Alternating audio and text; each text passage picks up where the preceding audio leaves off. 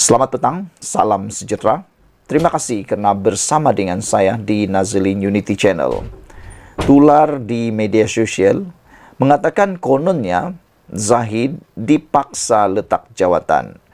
Ada yang kata Zahid diarah untuk letak jawatan supaya bertanggungjawab atas kegagalan Najib keluar penjara. Namun, ini sebenarnya yang berlaku. Ahmad Maslan menafikan ada cubaan mahu gulingkan Zahid. Ahmad Maslan, ahli MKT UMNO, ahli Majlis Kerja Tertinggi UMNO, menafikan dakwaan terdapat usaha menggulingkan Presiden UMNO Ahmad Zahid Hamidi oleh ketua-ketua bahagian parti itu. Ahmad Maslan di Petik Sinar Harian berkata, Zahid yang juga timbalan Perdana Menteri telah berusaha sebaiknya bagi mendapatkan pengampunan penuh terhadap bekas Presiden UMNO Najib Razak yang sedang menjalani hukuman penjara selama 12 tahun. Kata Ahmad Maslan, tidak benar ada cubaan mau jatuhkan Zahid. Itu cuma cucukan dari pihak-pihak yang ingin memecah belahkan UMNO. Pertemuan dengan kesemua bahagian UMNO pada petang ini hasil daripada perbincangan mesyuarat MKT pada Jumaat. Pertemuan pada petang ini cukup penting bagi menjelaskan kedudukan sebenar, pengampunan penuh dan usaha yang telah dilakukan UMNO, katanya yang juga timbalan Menteri Kerja Raya. Ahmad Maslan juga dipetik berkata, UMNO kini memberikan tumpuan terhadap usaha mendapatkan pengampunan penuh bagi Najib yang masih mempunyai peluang. Petang ini juga Ahmad Zahid Hamidi akan menjelaskan segala usaha yang dilakukan di hadapan 191 ketua UMNO bahagian, ketua wanita, ketua pemuda, ketua putri, exco wanita, pemuda dan putri bahagian di Dewan Tun Hussein On, Pusat Dagangan Dewan Dunia, katanya dalam lapor Sinar Harian. Sebelum ini, UMNO menangguhkan kolokium pra-Kongres Bumi Putra Ekonomi Bumi Putra yang dijadualkan diadakan di Pusat Dagangan Dunia Kuala Lumpur sepanjang hujung minggu ini. Kolokium yang diketuai Naib Presiden UMNO Johari Abdul Ghani itu sepatutnya dihadiri 2,000 pemimpin UMNO daripada semua 191 bahagian di seluruh negara. Penangguhan kolokium itu bagi memberi laluan mesyuarat khas UMNO diadakan untuk membincangkan perkembangan politik muktahir khususnya bersangkutan dengan pengurangan tempoh hukuman terhadap Najib Razak oleh Lembaga Pengampunan.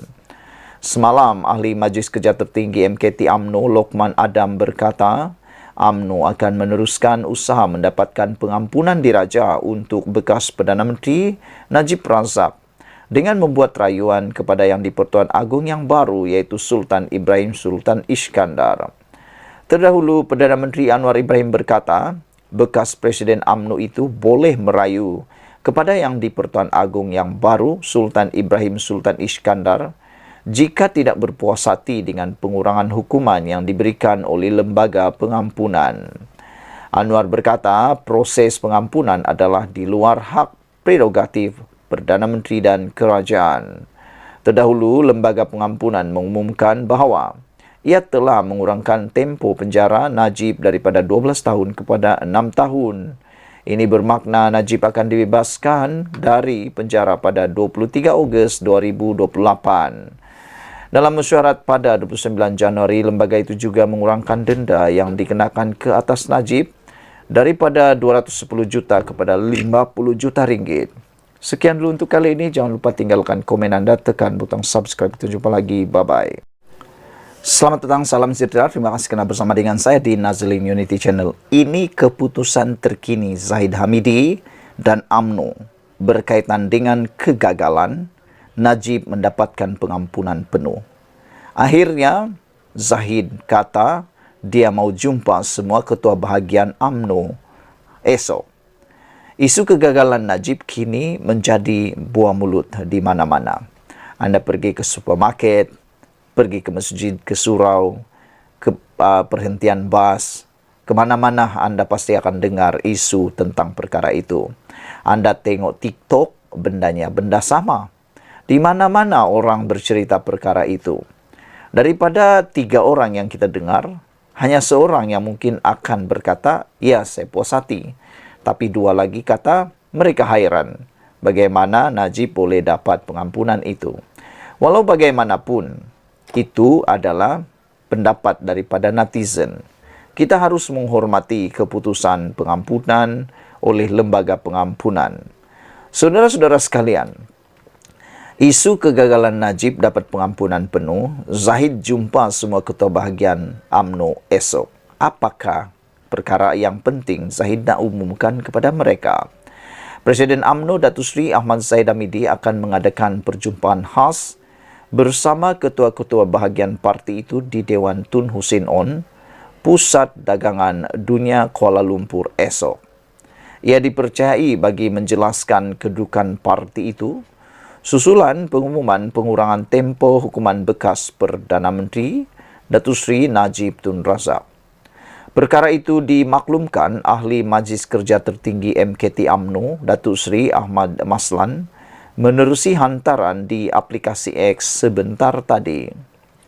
Perjumpaan khas tertutup Presiden UMNO Ahmad Zahid bersama ketua-ketua bahagian UMNO akan diadakan pukul 4 petang esok di Dewan Tun Hussein On, WTC katanya. Terdahulu, MKT UMNO mengadakan satu mesyuarat khas di Menara Datu On, Kuala Lumpur hari ini bagi membincangkan berkaitan pengampunan Najib. Hasil daripada mesyuarat tersebut, MKT UMNO menegaskan bahawa parti itu akan meneruskan usaha mendapatkan pembelaan untuk bekas ahli parlimen pekan itu. Sementara itu, ahli MKT UMNO Datuk Lokman Nur Adam berkata, parti itu akan mendapatkan tanda tangan ahli di seluruh negara sebelum mengemukakan rayuan kepada Yang di-Pertuan Agong baharu iaitu Sultan Ibrahim.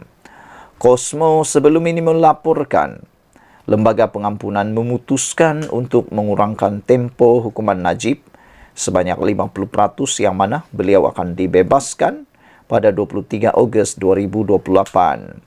Selain itu, denda yang perlu dibayar Najib sebanyak 210 juta juga telah pun dikurangkan kepada 50 juta ringgit.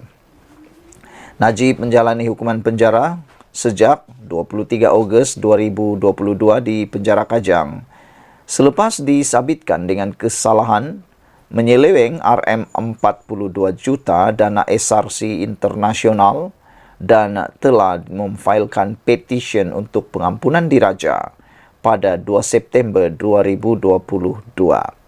Sekian dulu untuk kali ini. Jangan lupa tinggalkan komen anda, tekan butang subscribe. Kita jumpa lagi. Bye-bye. Selamat datang, salam sejahtera. Terima kasih kerana bersama dengan saya di Nazilin Unity Channel. Gusar sokongan pada Anwar semakin bertambah. Pemimpin utama bersatu mulakan rundingan. Wah, di saat isu Najib memanas di pasaran, di saat isu pengampunan Najib panas di sana-sini, pelbagai spekulasi mula timbul. Yang terkini ialah wujudnya konon satu lagi rundingan dimulakan. Adakah ini yang dikatakan mengambil kesempatan di saat air keruh ataupun mengambil kesempatan di saat kesempitan?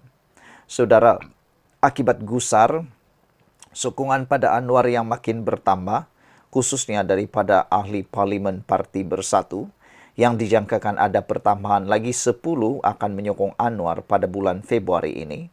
Adakah benar bahawa pemimpin utama Bersatu sudah mula mengatur langkah baru untuk membuat rundingan? Dipetik daripada mykmu.net. Seorang pemimpin utama Bersatu baru-baru ini sering kelihatan di pejabat Perdana Menteri yang dipercayai melakukan rundingan demi survival beberapa pemimpin tertentu sehingga pilihan raya parti menurut sumber terdekat. Menjadi persoalan kita sekarang ini ialah siapakah pemimpin utama Bersatu ini yang sudah mula kelihatan mundar-mandir di pejabat Perdana Menteri yang dipercayai untuk membuat rundingan demi survival beberapa orang pemimpin tertentu politik dalam Bersatu. Itulah, kan dah diberi nasihat, cepat-cepat buat rundingan dengan Anwar Ibrahim. Bahkan Anwar Ibrahim pun telah mengingatkan, cepat buat rundingan sebelum nasi sudah menjadi bubur. Ini dah sudah beberapa menyokong Anwar Ibrahim barulah terengada. Nasib baiklah, boleh kata masih boleh diperbaiki lagi. Sumber yang enggan dinamakan berkata, pemimpin bersatu berkenan berjanji akan memberikan lebih banyak sokongan ahli parlimen bersatu kepada kerajaan. Kata sumber itu lagi, lebih ramai wakil rakyat bersatu dijangka istihar sokongan kepada Perdana Menteri Anwar Ibrahim. Setakat ini, 6 ahli parlimen bersatu telah berbuat demikian dengan kekal menjadi ahli parti. Langkah mereka menjadikan bersatu merancang meminda perlembagaan parti bagi mengelak tindakan sama berulang. Bagaimanapun, sumber berkata, tidak mudah untuk bersatu meminda perlembagaan parti itu. Beberapa ahli parlimen bersatu mahu menyeberang, namun takut berdepan tindakan, kata sumber. Katanya, jika sokongan mereka kepada kerajaan tidak diumum secara terbuka, ia akan terselah jika berlaku pengundian di parlimen. Seorang ahli parlimen memberitahu FMT bahawa beberapa pemimpin lain sedar ada pemimpin parti dari negeri tertentu sering dilihat di PMO. Ramai pemimpin bahagian juga sedar perkara itu, tetapi kami tidak pasti kenapa pemimpin berkenan berada di sana. Katanya, itulah antaranya sebabnya ramai ahli parlimen hilang keyakinan terhadap kepimpinan parti. Saudara-saudara sekalian, jika benar apa yang kita dengar dan kita lihat ini satu berita baik untuk negara Malaysia. Ini akan membuat kepada kestabilan negara kita. Dan pastinya membuat kemenangan besar kepada Anwar Ibrahim yang kita nanti-nantikan. Sudah waktunya semua ahli parlimen di Malaysia bersatu padu. Mulakan saf bersatu padu tanpa ada persengketaan lagi. Tunggulah kalau nak bersengketa, tunggulah pilihan raya yang ke-16 nanti pada parlimen nanti. Jangan sampai kena sering bertelagah, jangan sampai kena sering mengatur langkah, rakyat pula yang mati di tengah-tengah. Jadi sebab itulah kita nak lihat benarkah laporan ini, yaitu ada pemimpin utama bersatu yang kelihatan kini sering berada di pejabat Perdana Menteri, yang kini dipercayai melakukan rundingan demi survival beberapa pemimpin tertentu, sehingga pilihan raya parti menurut sumber tersebut. Sumber yang enggan dinamakan berkata, pemimpin bersatu itu berkenan berjanji akan memberikan lebih banyak sokongan ahli parlimen bersatu kepada kerajaan. Kata sumber itu lagi, lebih ramai wakil rakyat bersatu dijangka istihar sokongan kepada Perdana Menteri Anwar Ibrahim. Setakat ini, 6 ahli parlimen bersatu telah berbuat demikian dengan kekal menjadi ahli parti. Langkah mereka menjadikan bersatu merancang meminda perlembagaan parti bagi mengelak tindakan sama berulang. Bagaimanapun, sumber berkata, tidak mudah untuk bersatu meminda perlembagaan parti itu. Sekian dulu untuk kali ini. Jangan lupa tinggalkan komen anda, tekan butang subscribe. Kita jumpa lagi. Bye-bye. Selamat petang, salam sejahtera. Terima kasih karena bersama dengan saya di Nazilin Unity Channel. Ini berita paling malang untuk Najib. Sudah jatuh di timpa tangga. Sudahlah tidak dilepaskan secara serta-merta di penjara. Ini pula berita yang terkini kita terima, yaitu hukuman dikurangkan, Najib tak boleh mohon parol. Itu kata pakar.